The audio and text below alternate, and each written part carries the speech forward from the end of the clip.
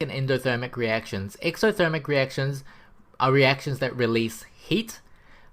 So that means the chemical energy of the reactants will actually be larger than the product. So overall, there's a decrease in energy because it's lost through heat. An endothermic reaction absorbs heat on the other hand, so you'll find that the chemical energy of reactants are smaller than the product. So overall, it has gained energy. And these two graphs sort of show that quite well.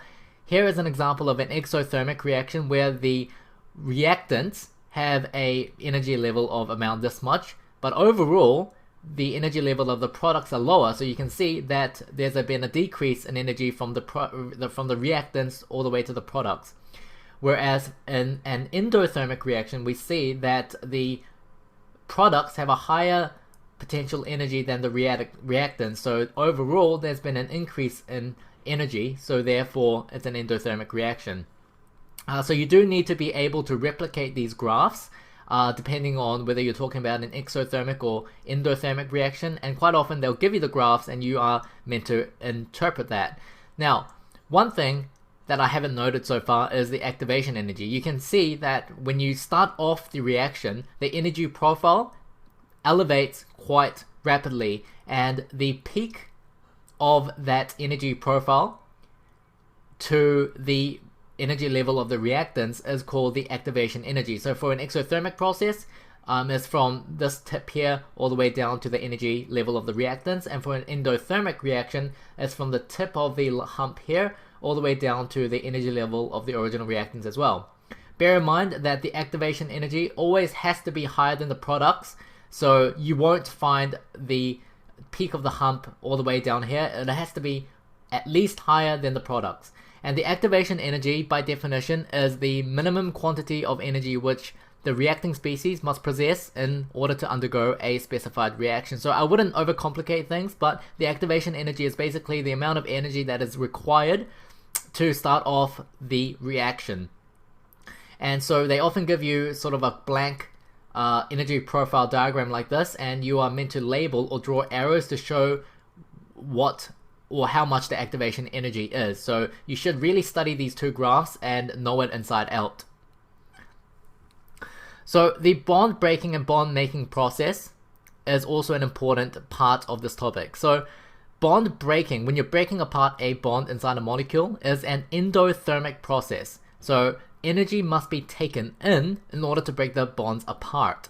On the other hand, the process of making a bond is an exothermic process, so when bonds are made, heat energy is basically released.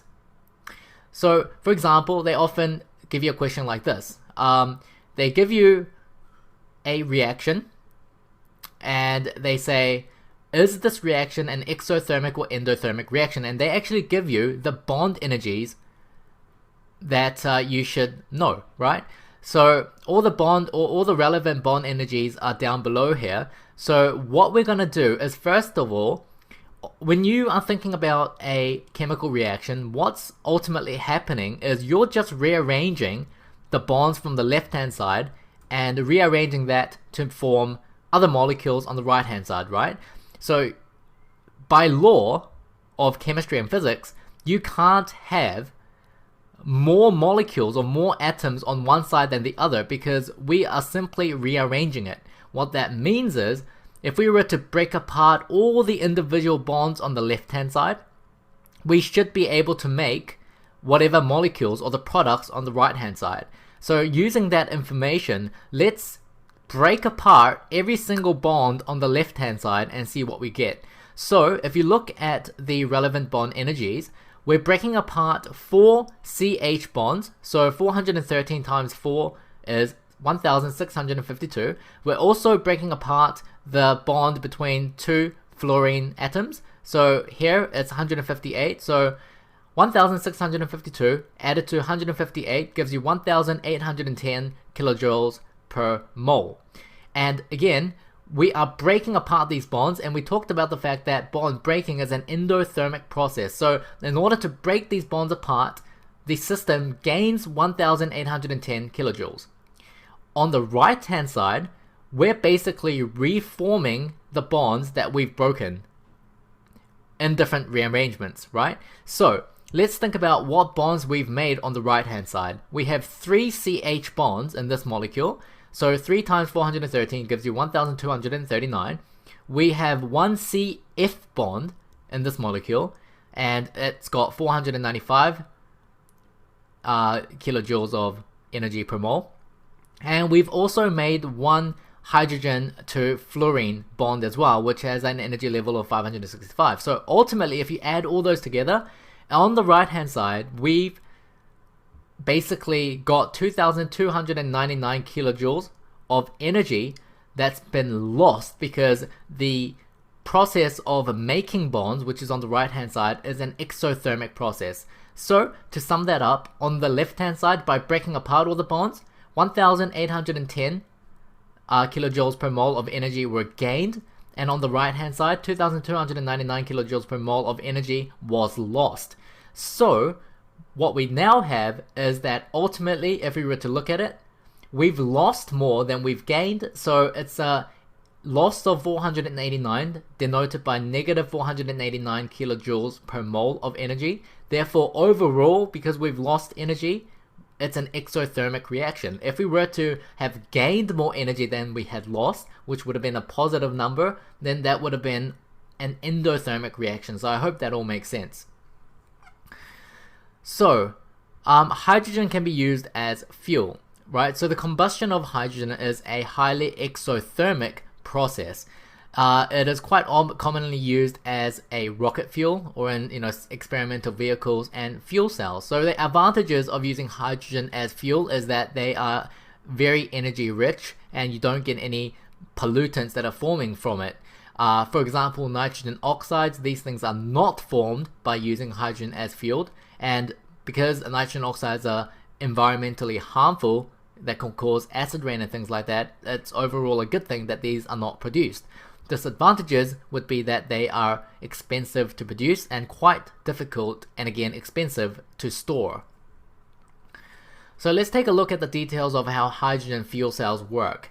So much like electrolysis, you have an anode and a cathode. Anode being the positive and cathode being the negative electrode, and reactants are supplied to each electrode. So we've got the anode here on the left hand side and we've got the cathode on the right hand side. On the left hand side towards the anode, basically the fuel, which contains hydrogen, is supplied to the anode, whereas on the right hand side towards the cathode end, the air, which contains oxygen, is supplied there.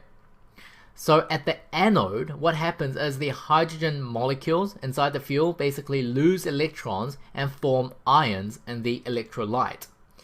And so you have this sort of chemical equation going on, hydrogen becoming 2 hydrogen ions along with electrons that have been lost. At the cathode, on the other hand, oxygen comes in and gains electrons, forming the hydroxide ions in the process. So these reactions are something that you should memorize. And so what then happens is in the electrolytes, you've got the hydrogen ions and the hydroxide ions that react to form water. And that in itself is an exothermic reaction and therefore releases heat, which drives, which supplies the energy, which is the whole point of the fuel cell.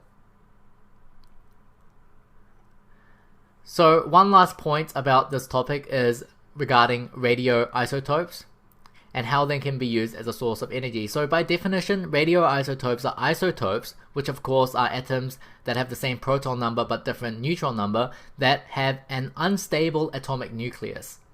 And so they emit energy and particles as it changes from the unstable nucleus to the more stable form. And over 13% of the world's electricity is actually generated from uranium in nuclear reactors. And nuclear energy derived from this way actually has a fairly long-term nature and therefore sustainable. So uranium-238 are heavier and more stable compared to uranium-235, which is the radioisotope, which is rather unstable. So as uranium-235 basically stabilizes, it emits energy, and that energy can be used as a source of energy. and see how we can use them to determine whether a reaction will be exothermic or endothermic. When we say bond energy, what we're actually referring to is the amount of energy needed to break 1 mole of a particular covalent bond. So if I had an atom of hydrogen bonded to an atom of chlorine and said that the bond energy was positive 431 kilojoules per mole, that means we'd have to supply 431 kilojoules of energy to break 1 mole of these bonds. And remember, 1 mole would be 6.02 times 10 to the 23 bonds, which is Avogadro's constant. So breaking bonds is actually an endothermic process, because it requires energy from the surroundings. On the other hand, bond formation is exothermic. So if we were to form 1 mole of hydrogen chloride bonds, it would release 431 kilojoules of energy to the surroundings. So if we took a simple reaction, like hydrogen plus chlorine goes to form 2 hydrogen chloride, and we were to think about it in terms of molecules, then we can see that for the reaction to work, we'd have to break this hydrogen-hydrogen bond and this chlorine-chlorine bond, which would both require energy and be endothermic processes, and then would form 2 of these hydrogen-chlorine bonds, which would release energy and so be exothermic processes. To determine if the overall reaction is exothermic or endothermic though, we'd have to compare the total amount of energy required to break these bonds to the total amount of energy released when these bonds form. In an exam, you'll normally be given a list or a table with all of the bond energy values that you'll need.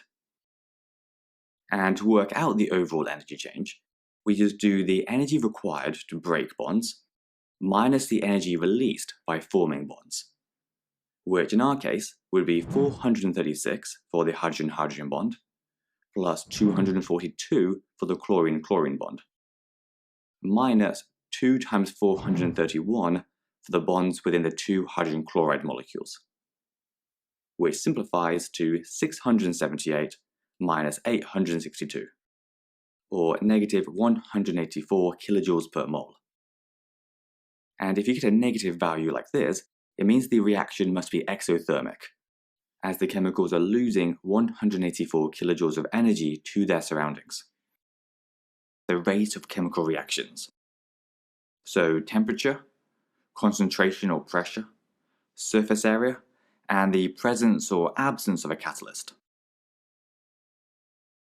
Before we can understand how these factors affect the rate though, we need to cover the theory behind reactions, which is known as collision theory. This states that in order for particles to react, they have to collide with each other with sufficient energy, which we call the activation energy. And if they collide with less energy than this, then nothing will happen. They'll just bounce apart again. So if we were to think about an entire reaction, which will involve tons of particles, then the rate at any particular point is going to depend on 2 main things. The most obvious is the amount of energy that the particles have. The more energy they have, the more energy they can transfer during the collision, and so the more likely they are to surpass that minimum activation energy. The other important thing is the frequency of the collisions, which just means how often the particles collide with each other. So even though not all collisions are successful, because the particles involved don't always reach activation energy, the more often they collide, the more successful collisions there'll be overall. Now, whenever you think about how these 4 factors affect the rate of a reaction, you always want to think in terms of how they affect the amount of energy that the particles have and the frequency of the collisions, as increasing either of these will increase the rate of reaction by increasing the number of successful collisions. Let's start with temperature. As the temperature of a reaction increases, the particles gain more energy, which means that they move faster. And because they're moving faster, they'll collide more frequently. They'll also collide with more energy each time, so are more likely to exceed the activation energy. So overall, there will be a higher rate of successful collisions, and thus a higher rate of reaction. Now, concentration and pressure are normally considered as a single factor because they both refer to how many particles there are per unit of volume. It's just that concentration generally refers to solutions and pressure refers to gases. When either of these is increased, it means that there'll be more particles per unit of volume, which makes the collisions more frequent, and so it increases the rate of reaction. Just like concentration and pressure, a higher surface area will also increase the rate of reaction. For example, if we wanted to react 3 grams of magnesium with an acid, we could use a solid block of magnesium, small chunks of magnesium, or powder. As all of these have the same mass and volume, the powdered form would have the highest surface area to volume ratio, and so it would have a much higher area over which collisions with the other reactants, in this case the acid, could take place, meaning that the frequency of the collisions would be higher, leading to a higher rate of reaction. The last factor that we need to cover is the presence of a catalyst. Catalysts are substances that speed up a reaction without being used up in the reaction themselves. So we don't include them in the reaction equation, as they're not reactants or products. To understand how they work, we can use a reaction profile, which shows the change in the chemical's energy during a reaction. Now, this distance between the reactant's energy level and the very top of the curve is the activation energy, which, remember, is the energy that the collisions have to have before they can react successfully. What a catalyst does is lowers this activation energy by providing an alternative reaction pathway. And this means that there'll be a higher proportion of successful collisions. The word catalyst is actually a pretty broad term, and a whole range of different substances can act as catalysts in different situations. One of the most common sources of catalysts, though, are the transition metals, like cobalt and nickel. And if you do biology, you'll have come across them in the form of enzymes, which are just catalysts made by living organisms. Chemical reactions, which just refers to the speed with which the reactants get turned into products. And we'll also see how we can measure this rate and how to show it on graphs. First, though, it's worth understanding just how much the rate of reaction can vary. For a slow reaction, think of the rusting of iron, which can take years or decades. A more typical rate is something like the reaction between magnesium and an acid, which produces a gentle stream of hydrogen bubbles. Then at the other extreme, we have explosions like fireworks, which take place in just a fraction of a second. In order to actually measure the rate of a reaction, though, we need to measure either how fast the reactants are being used up, or alternatively, how fast the products are being formed. Because the faster the rate, the faster the reactants will be used up and turned into products. So in the form of an equation, we have two options. Either we can say that the rate of reaction is equal to the quantity of reactants used over the time it took for that change to occur, or that the rate of reaction is equal to the quantity of products formed over the time taken, with the quantities measured in grams or centimeters cubed, and time in seconds. For example, if we knew that our magnesium and acid reaction produced 180 centimeters cubed of hydrogen in 2 minutes, then because hydrogen is a product, we would use our product formed equation, and do 180 centimeters cubed divided by 120 seconds, because remember, we have to convert our 2 minutes into seconds, which would give us a rate of 1.5 centimeters cubed per second.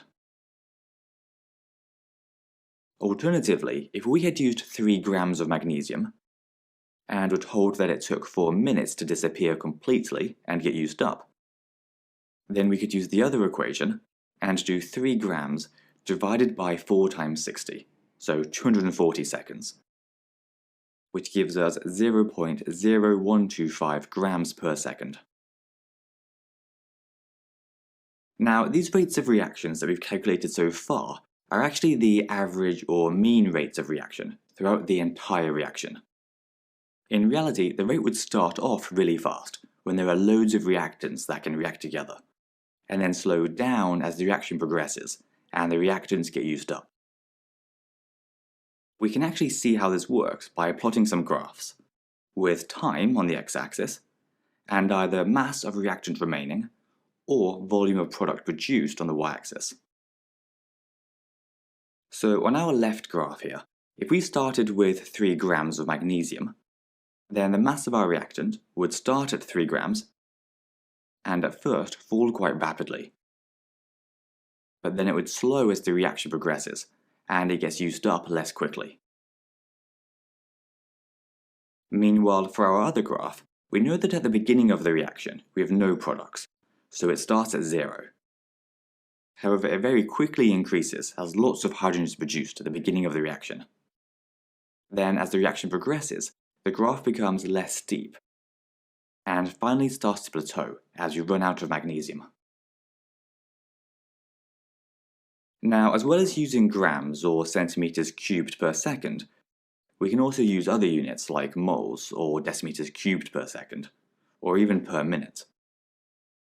For example, if we were told that 0.6 moles of magnesium were used in 2 minutes, then to calculate the rate in moles per minute, we would just do 0.6 divided by 2 to give us 0.3 moles per minute. So it really isn't any different to before. You just have to be careful about which units they want the answer in. And we're going to look at reversible reactions and see what we mean by the terms equilibrium and the position of equilibrium. Now, most chemical reactions look something like this, with the arrow in the middle pointing to the right, to indicate that the reactants can turn into the products. This means that it's a one-way reaction. Once the carbon dioxide is formed, it won't break back down into carbon and oxygen. In other reactions though, like this one here, we have a double arrow, which tells us that the reaction is reversible. The top arrow tells us that ammonium chloride can break down into ammonia and hydrogen chloride, which we call the forward reaction, while the bottom arrow tells us that the ammonia and hydrogen chloride can also combine to reform the ammonium chloride, which we call the backward reaction. So because both of these can happen, we call it a reversible reaction. Now, the important thing to understand is that the forward and backward reactions can take place at different rates. At the beginning of the reaction, there'll be loads of ammonium chloride, but no ammonia or hydrogen chloride. So the forward reaction will be really fast, but the backward reaction won't have started yet. As the reactants turn into products though, the forward reaction will slow down, and the backward reaction will speed up. After a while, the rates will even out, and the forward and backward reactions will be going at exactly the same speed. At this point, the concentrations of the reactants and products won't change anymore, so we can say that the reaction is at equilibrium. So to clarify, at equilibrium, both reactions are still happening, but they effectively cancel each other out. So there's no overall change in the concentrations of the reactants or products. Of course, in reality, the molecules are still breaking down and reforming, but because they do so at the same rate, there's no overall change in the concentrations. Now, something to point out here is that just because the concentrations of the reactants and products are constant while at equilibrium, does not mean that they're the same as each other. For example, there could be lots of ammonium chloride and only a small amount of ammonia and hydrogen chloride. Or there could be lots of ammonia and hydrogen chloride, but only a small amount of ammonium chloride. In either case though, as long as the forward and backward rates are the same, then the reaction would still be at equilibrium. However, what would change when we have these different concentrations is the position of the equilibrium. When there are more products, like this, we would say that the equilibrium lies to the right. But if we had more reactants and fewer products again, then we'd say that the equilibrium lies to the left. This position of equilibrium can change depending on the conditions. For example, adding heat to this reaction encourages the forward reaction, meaning we'll have relatively more products, as the position of equilibrium moves to the right. On the other hand, if we cool the conditions of our reaction, it would push the position of equilibrium back to the left, so we'd have more ammonium chloride again. Regardless of its position though, equilibrium can only be reached if the reversible reaction is done in a closed system, which means some kind of sealed environment from which none of the reactants or products can escape. Because if the products kept escaping, it would never reach equilibrium. The last thing we need to cover is that reversible reactions are always exothermic in one direction and endothermic in the other. For example, in this reaction, which shows the thermal decomposition of hydrated copper sulfate to anhydrous copper sulfate and water, the forward reaction is endothermic, and so the backward reaction is exothermic. If you're not familiar with these terms, hydrated just means that water is present, and anhydrous means that there's no water. Now, because the forward reaction is endothermic, it requires heat energy from the surroundings to work. So if we were to heat some hydrated copper sulfate, which exists as blue crystals, it will drive the reaction to the right, which evaporates off the water and leaves white anhydrous copper sulfate powder. If we then took away the heat and added some water to this powder though, it would drive the backward reaction, so the equilibrium would shift to the left and reform our blue crystals of copper sulfate. And because this reaction is exothermic, it would re-release all of that energy it had just absorbed in the forward reaction. So to quickly recap everything, reversible reactions are those with a double arrow in the middle, which shows that they can react in both the forward and backward directions, one of which will have to be exothermic, and the other endothermic. And if these two rates are the same, then we say that the reaction is at equilibrium, and the concentrations of the reactants and products will remain constant. The position of equilibrium can change though, and will shift to the left or the right depending on the conditions.